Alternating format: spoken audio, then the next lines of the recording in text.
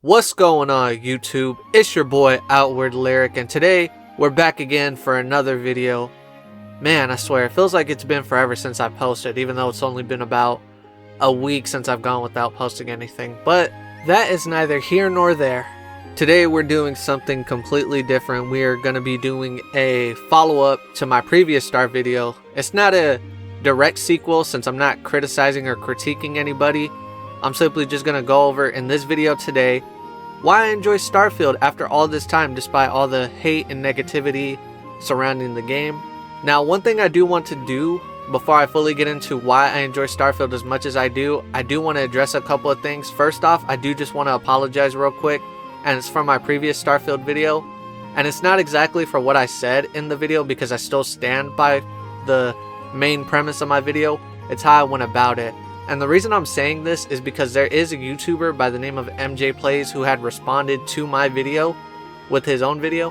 And this isn't a call out to him or anything, so please don't go over to his channel and harass him or anything of that nature. I don't condone that and I don't support that, because he also ended up having the same respect for me when he was responding to people in his comment sections about how he didn't leave my channel or my video in the description or even in a pinned comment, as he didn't want people doing the same thing to me. So I would like for y'all to have the same respect and dignity that he had, even though we obviously don't know each other. But long story short, he critiqued my video and said how I didn't make my point strong enough when I was creating the forced hate video for Starfield. And after watching over it as well as listening to his own critiques that he had, he did have some very valid points about my own critiques and the arguments that I didn't articulate very strongly. And so just for that, I do just want to say I'm sorry, because I do owe it to the people who actually do enjoy this game, like how I do, and to the other people who also believe that the game gets unfairly critiqued and unfairly reviewed in some cases. So I owe it to you guys to properly do better research and make better points as to why and how Starfield gets unfairly critiqued and reviewed. Plus, also, the like to dislike ratio on that video was... yeah, I'll let the screenshot speak for itself. So I promise for the next time going forward doing something like that, I will absolutely do my due diligence. But now that that's out of the way, this is how I'm going to be going about saying why I like Starfield. And the first thing I'm going to do is, I know I probably shouldn't be doing it, but I kind of have to, and I'm going to explain why I'm going to be doing it. I'm not going to be comparing Starfield to the previous Bethesda games, and I know that seems like something that I should be doing, but I'm going to explain why I cannot accurately do that, so just hear me out. Let me speak before you start smashing that dislike button. So the reason I'm not comparing Starfield to the other previous Bethesda games is because I haven't played all of them. Like, just straight up, I can't hide it, I can't lie to you guys. The only other Bethesda games I've fully played would be Fallout 3 and Skyrim. I did play a little bit of Oblivion, but I never got super deep into Oblivion. I feel like I did get a good chunk of the way in Oblivion, because I did have a great time with it. You know, I didn't walk away feeling bad about it or anything of that nature. I love the combat, the magic, all that stuff. Same thing for Fallout New Vegas, although New Vegas was a bit different because the beginning intro of the game for me seemed to drag on, and I did get kind of lost on like what exactly to do. So I did end up getting a bit bored of it, but I do want to go back and give it another fair try. And then in addition, it's been so long since I've played those games, so for me to try to compare Starfield's side quests or even just the main writing in general towards those games, it wouldn't be fair, because like I had previously stated, I don't remember most of the writing beats from those fellow games despite having a great time with them. But without further ado, let's go ahead and jump into the main points of my video. I'm going to be starting off with the first point, which is I thoroughly enjoyed the side quests. I really enjoy on how the side quests for Starfield are done, because they're basically just kind of like run-on quests and such, because I like how when I go to talk to a certain character first for said side quest, and then, you know, they tell me, oh yeah, hey, this objective's finally completed and such, and then, you know, it spirals on into something even bigger. And one of my favorite side quests from Starfield, this one was so good. Like, I ridiculously enjoyed how it was a whole horror atmosphere way before Shattered Space had even come out, and that's supposed to be like, you know, the horror DLC because of the way the atmosphere is, the planet you're on, the people you're fighting. And this side quest with the Terramorphs, I'm gonna go ahead and end up putting a picture of it on, you know, in the video, just in case, you know, maybe you guys haven't gotten to the quest yet. But if you have not got to that side quest yet, or even at all by chance, it is absolutely a fantastic side quest worth doing. And then I also just love how when you're walking around in the cities, and in general too, I can't fully remember if Skyrim did this. I feel like they did do it, but you know, feel free to critique me if I'm wrong about it, since you know, it's been a very long time since I played Skyrim. I enjoy whenever I'm simply just minding my own business, and then you overhear a conversation, and then next thing you know, it ends up spiraling into a whole nother side quest, because it's like, oh man, now I get to end up exploring more of the star systems, more of the planets, and then just more of the galaxy as a whole. And then not to mention, once you do actually get to do those side quests, I love the characters that you end up meeting. In my opinion anyway, they seem very interesting. Like, I love meeting these new side characters, even though they probably won't have any future bearing later on in the game and such. But I just love all of the dialogue choices and options that you can do to try to get to know the characters better, because I do feel like it really starts fleshing out those characters more and more, you know? You learn more about their personality and more about their characteristics, or even just the first impressions that they give off from, you know, the way they could potentially talk to you. You know, they'll either talk to you in a very rude manner, or a grateful manner, or, you know, just coming from dire need of help for whatever mission they're about to send you on, and stuff like that. I feel like it's the really small details that end up making all of it up as a whole. Like, one of my favorite side characters that I know people probably won't remember because she's literally just a bartender. I also put, you know, a picture of her face up on the screen as well, since I'm about to talk about her. But she was still very interesting to more. It was Nissa. You know, I was just like, man, bro, she's super cool. I wish I could have had her on my crew as, like, you know, the personal bartender. You know how cool that would have been, man? That would have been super dope. Alright, the next reason as to why I love Starfield, even though I know this is another super negative point about the game that people did not enjoy, is going to be the exploration. Just hear me out on this one. You're going to have to hear me out a lot on this video, man. I cannot tell you guys how many times I've been exploring a new planet for a side quest, or just exploring in general, you know, trying to get resources and materials that I can grind up by, like, you know, scanning them. And then literally I end up getting sidetracked because I'm like, oh, hey, what's that over there? Or, hey, that actually looks kind of interesting. Like, I love seeing the different life forms and enemies that I could potentially run into, and even like the plants and materials that I can grind up. Scanning them is very fun also, in my opinion, because you'll see it in different things with the scanner, because that scanner actually kind of does go super far. Like, it went further than I thought, because I remember when I'm like just walking around, and then I use a scanner because I think I see something interesting, and it kind of points it out to me, so it makes me want to, you know, run over towards it and examine it as something new, or excuse me, examine something completely new that I didn't even know existed yet, because of how much stuff is on this planet, or how many resources that I could potentially find, you know? You'll probably end up seeing it in the video, but as I'm trying to go to my objective, I literally get so sidetracked trying to find the different things with the scanner.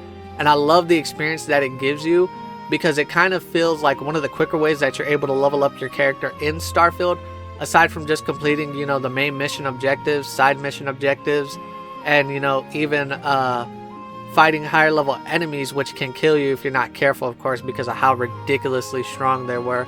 You'll see it as well. I ended up running into a level 40 enemy when I was in that cave, and I had to, like, you know, shoot it from afar with like a not a sniper rifle. Was it like a marksman rifle? More than likely is a marksman rifle sort of gun. To me, it just feels very satisfying on trying to find all of the different organic, inorganic, and manufactured resources on all the different planets in the separate settled systems. And I know it seems a bit, you know, boring because of running around and stuff, which I can kind of understand to a degree, because it's like, yeah, it's cool looking and trying to research all that stuff, but it's such a hassle to, you know, only be able to run with a limited amount of stamina. But I mean, hey, we got the Land Rovers now, which is super awesome. Makes, you know, all that exploring, research, excuse me, you know, worth it, and it feels a lot better. Alright, on to my third point on why I enjoy Starfield so much, which is, it's a bit similar / related to my first point, but it's about the characters you meet. Whether it's only the side characters on the side quests or actual companion and crew members, they feel so much more intricately deeper than what people might think on a surface level. Without a doubt, I absolutely loved how much deeper Sarah's story had gotten the further I got into the game and the more I got to know her, because there was so many layers to her story. From her early life when she never had the time to pursue her beliefs as a child because of how busy her parents always were, and they never really paid attention to what she had wanted to truly do, from her own short-lived military career in the United Colonies during the Colony War as a ship navigator, which I absolutely loved doing that side quest to, be able to romance her and such. That honestly, that is one of the coolest side quests as well too. Like, I felt her pain when she, had deep regret and, deep emotional attachment from being the only person who was able to live, that survivor's guilt. It felt real. I enjoyed that like way too much. I know I'm saying the same thing over and over again, but I don't know how else to describe it, And then from her finally joining up with Constellation, being able to meet up with other people like Sam Coe and things of that nature. And I think the best part about her, was it her last mission so far? I believe it was, but I'm not entirely sure. Don't quote me on it. When you go back to the planet where all of her friends died during her military career, and you're exploring that planet some more, you end up finding, a kid who apparently was one of the kids of the two people that she knew. And that was honestly such a cool thing to see, because I wasn't expecting that. I thought it was just going to be like, oh, hey, we're just going to, find their remains and that's that. But no, they still continued to add on some more deeper layers that I wasn't expecting. Like, the twists and turns on some of these side quests is honestly just fantastic. Like, I don't know how else to describe it. It's just so well done to me, in my personal opinion anyway. Because I already know there's going to be some people who say they find it boring and stuff like that, Just going to have to agree to disagree, man, I was also surprised to end up finding out that her parents were also still alive, since normally, important people or important side characters or even important main characters, their parents not being around or being dead or whatever. It's a pretty common trope in fictional media, so I was kind of imagining they were going to do the same here, but I was pleasantly surprised to find out that it wasn't the same thing. Then there's also Sam Coe, who he was super duper cool. Like, again, I know I'm going to sound like a broken record, but I was not expecting this man to be a former Freestar Ranger. That genuinely shocked me when I first found out in my playthrough, because I ended up joining the Freestar Rangers first before any other faction in the game, such as the UC Vanguard or even the Crimson Fleet or Ryujin Industries. So it was a cool thing to find out. Like, I wasn't fully expecting it, but I did always have a feeling in the back of my mind that he was a Freestar Ranger, giving, the cowboy outfit. Because most of the Freestar Rangers, they kind of have, that country twang, So it was still cool nonetheless to figure out that he was a former Freestar Ranger, and, he ended up being the descendant of the founder of Aquila City and even the founder of the Freestar Rangers, Solomon Coe. Alright, for my fourth point as to why I love Starfield and think it's, such a great game, I swear I'm not saying that sarcastically, even though that sounded sarcastically, it's gonna be the shipbuilding. From what I've seen, even the people who really don't like Starfield like that, at least they, normally say the shipbuilding is great, and I 100% absolutely agree. The shipbuilding is super duper fantastic. I love seeing the super duper... Why do I say super duper twice? I love seeing all the different things you can create with the ships, Somebody made X-Wing and Y-Wing from Star Wars. They made the whole Millennium Falcon. Like, the limits are literally endless as to what you can do for the shipbuilding. And it's awesome. It's one of the coolest things. I'm not too creative on it. I can't make super cool ships like that, like how some of these other people can. But if you're one of those people that are able to do all that extra stuff, why am I saying extra stuff like it's a bad thing? If you're able to get super creative with your ships, then honestly, props to you, and I commend you for that, because I unfortunately don't have that ability. So, but it's still awesome to do and see. And if I ever, am able to get the creative juices flowing and such, at least I know that it'll be there and, be super impactful for me to do. Alright, my fifth and maybe final point, we'll see if I got one more in me after this one. It's going to be the careful distribution of your skill points. Is it skill points? I'm pretty sure it's skill points. I'm kind of blanking right here, so let's just go with it. So the reason I'm saying, you know, the careful distribution of your skill points, even though there's no level cap in Starfield, more than likely you won't be able to unlock everything for your first time around.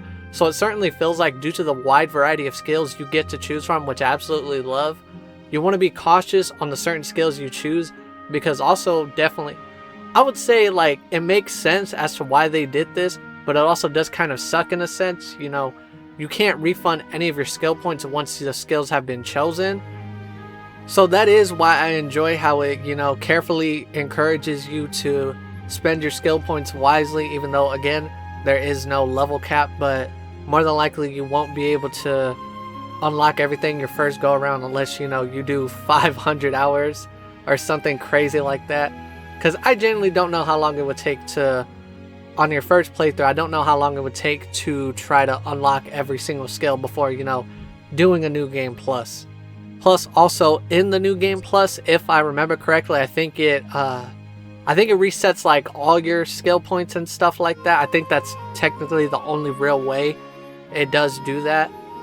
I can't remember if you're able to keep your weapons or not as well. I think you do, but don't quote me on this because I just can't remember it right now. Alright, and then one thing I do want to say as an honorary mention that I also love for the game is the powers that you're able to use in combat.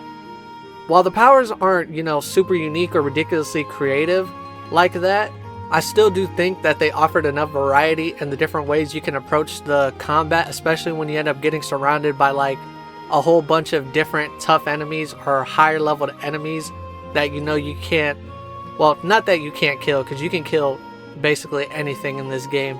It's just that you'll have a harder time trying to, you know, kill said enemies whenever you're, you know, just shooting at them, but your weapon is not exactly the best because it's not like a gold weapon or a purple weapon or something like that. You know, these powers can really give you a super big advantage and help you tremendously, especially if you're lower leveled. Like, these powers were ridiculously helping me out, especially when I was going against the higher level enemies, like, you know, level 40 enemies, and I wasn't exactly there to their level just yet.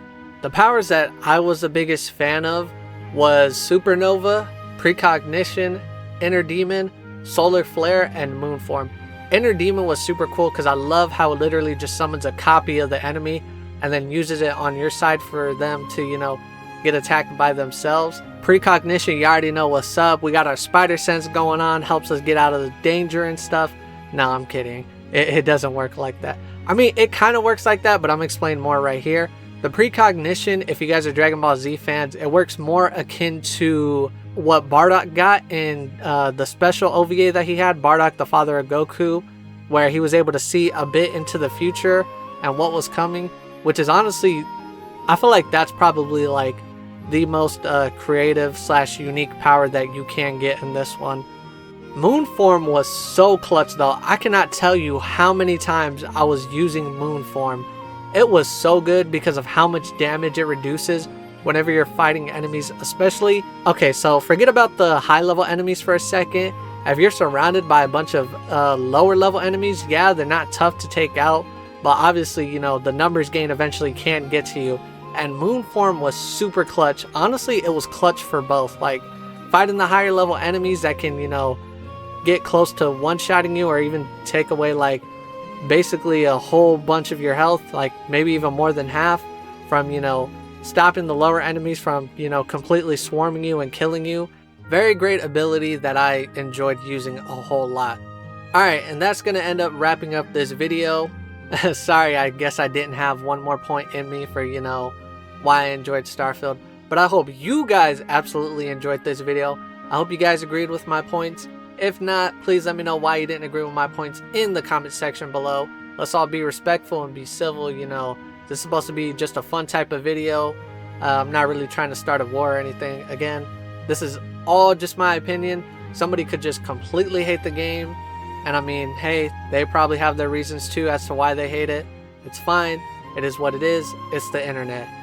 If you guys did enjoy this Starfield content, please be sure to leave a like, subscribe, turn on post notifications so that way you don't miss a single upload. every time I upload a new video to this channel. Make sure you guys share it with your family and friends so that way we can all end up growing this channel together. I do want to, address a couple more things since we are reaching towards the end of this video.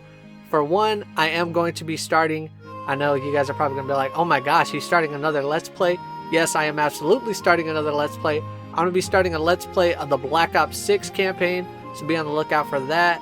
And then I am also, excuse me, I am going to, still be bringing back the Sparking Zero content. I've just been busy recently, having to handle all my other responsibilities in my real life and stuff like that. So that's why I haven't been uploading as much as I would like to. But I promise it's all coming soon.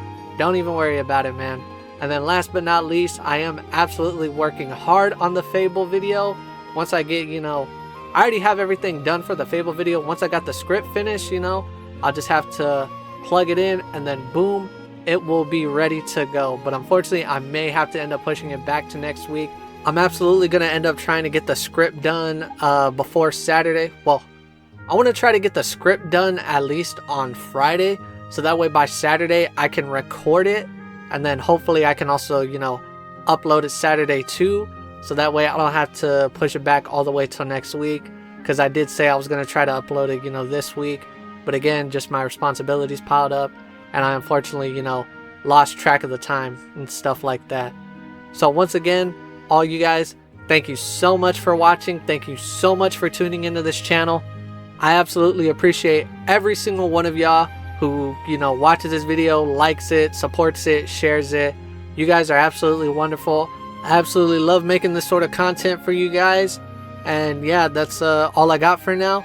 So until next time, whether it's Black Ops 6, Sparking Zero, or the Fable video, you guys make sure y'all take care, y'all stay safe out there, and I will see y'all in the next video. Peace!